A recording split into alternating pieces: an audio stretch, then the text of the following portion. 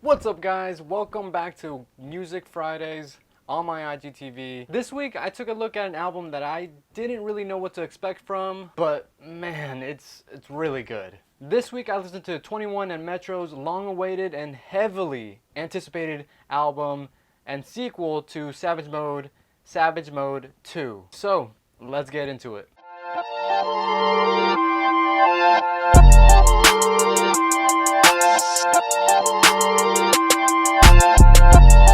It's been 4 years since Savage Mode came out, and 21 and Metro have been consistently active. Metro dropped a chart-topping album, has released collab projects with Big Sean and Nav, and has produced hits for Drake, Future, and The Weeknd. Honestly, all of that has just really solidified his spot as one of the premier and most successful producers in rap. But don't sleep on 21. He also took advantage by dropping 2 chart-topping albums, earning many platinum plaques, and winning a Grammy. Since Savage Mode, both have really gained more powers and continued to perfect their craft. And now that the follow-up has arrived with high expectations, Savage Mode 2 has delivered on all of the expectations. In Savage Mode 2, we see 21 rap about a wider variety of topics. He can pull off more flows, and he has grown into a more polished lyricist. What I mean by polished lyricist is 21 is careful with his words. If you're the kind of person that likes Eminem's style of intricate thoughts and references and from his bars,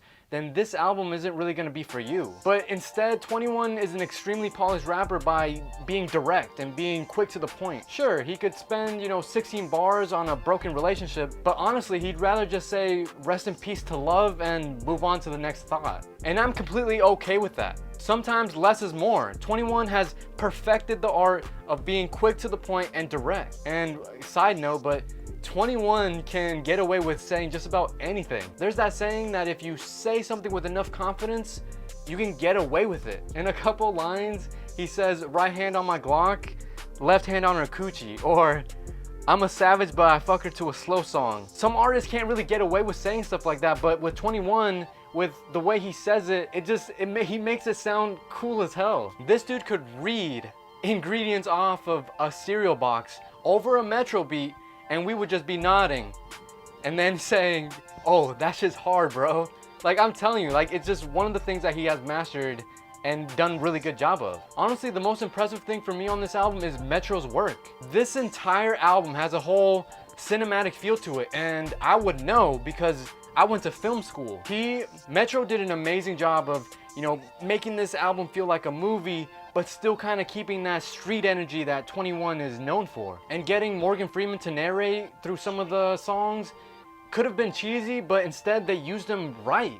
Other rappers have really tried to use, Morgan Freeman's voice, but they didn't really, use it well. With introducing songs, speaking a little bit about life, his interlude on Snitches and Rats, explaining the difference.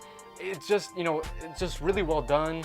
And plus, Morgan Freeman's booming voice with Metro's, beats, it just goes really well with the entire, the feel and the aesthetic of the album. And honestly, Metro, I think, honestly went into this thinking like he was gonna score this like a film, because strategically making certain parts of the album feel more dramatic and not making it feel forced, it really does a really good job. My top 5 songs of this album are 1, Many Men, 2, R.I.P. Love, 3, RNS featuring Young Thug, 4, Glock in My Lap, 5, Mr. Right Now featuring Drake. Out of those top 5, Many Men is by far my favorite. It opens up with Metro's tag of, Young Thug yelling Metro, which is telling you immediately that this song is gonna be fire. The song is very somber and it has hard-hitting drums. It samples 50 Cent's Many Men, and some of the inspiration I think came from that song, and it's just a really good song. Mr. Right Now is probably the most liked song by most people. It's featuring Drake and it has a really catchy hook.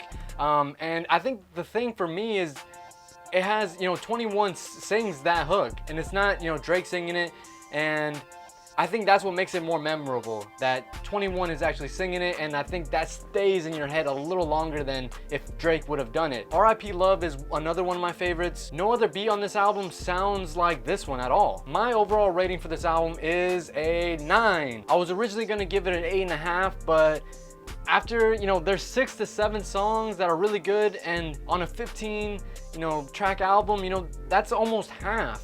And then if you take out, you know, the interlude and the intro, that's 13 songs out of, you know, 7 out of 13. That's a really good album. I think that's a really good rating, and a 9 is, and it feels like a 9. It doesn't feel like an 8.5. It feels really good, but it's also because this album has something for everybody. 21 and Metro made sure that this album was very cohesive, and the overall direction of the album is very consistent. They amped up what they were doing well for the last few years, and then just, you know, executed at higher levels than before. From the look of it, Savage Mode 2 is probably on pace to be 21's best album of his entire, you know, discography. And it's probably most likely gonna be his most successful one yet. And it feels like this is the kind of album that's gonna give 21 more respect. To make an album of this magnitude and to see where he started from, and it's an amazing evolution of his skill set, and I cannot wait for more of his music. So thanks guys, that's it for today, and I'll see you guys next Friday.